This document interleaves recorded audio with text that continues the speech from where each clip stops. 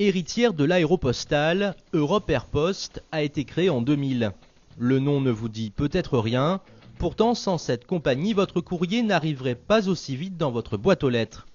Toutes les nuits vers 23 h, on assiste en effet à un étrange ballet.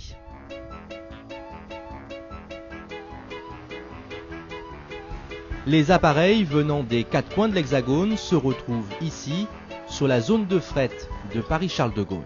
Nos avions sont principalement basés en région. C'est Brest, Bordeaux, Toulouse, Marseille, Nice, Lyon, Strasbourg. Donc les avions sont basés essentiellement en région.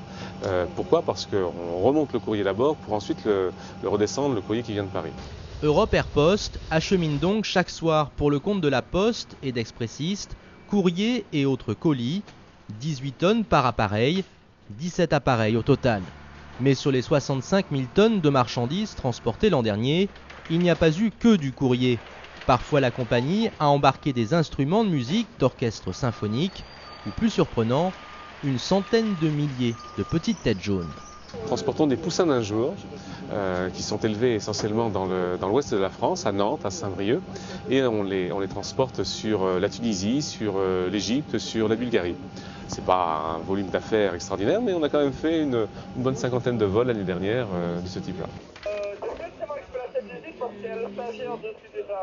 À quelques mètres de là, dans la salle des opérations, c'est le coup de feu.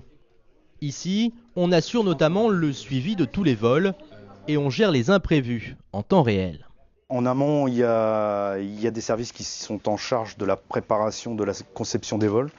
Et nous, on est plutôt dans la phase réalisation, suivi, régulation pour faire face à tout problème qui peut subvenir durant les rotations des avions. Au niveau des imprévus, vous pouvez avoir plusieurs types.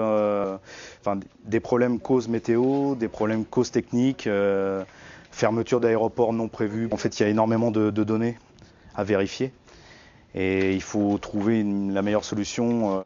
De mémoire, on n'a pas connu pire ici comme situation à gérer que le nuage de cendres du volcan islandais en avril 2010. L'espace aérien fermé, la totalité de la flotte avait été touchée et il avait fallu gérer des milliers de passagers. Car Europe Air Post a une spécificité de taille, la nuit elle transporte du fret, le jour des passagers pour le compte de tour opérateurs ou agences de voyage. À l'origine, c'était une compagnie qui était faite uniquement pour faire du fret. Et faire du fret sur les territoires français, ça réduit fatalement l'utilisation de l'appareil à très peu d'heures. Donc les avions ne faisant rien pendant la journée, ne faisant rien pendant le week-end, c'était quand même dommage de ne pas pouvoir les utiliser pour une autre utilisation.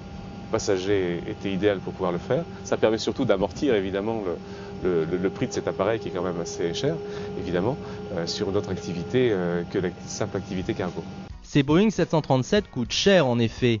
Car Europe Air Post a pris en quelque sorte une option de taille, des appareils convertibles.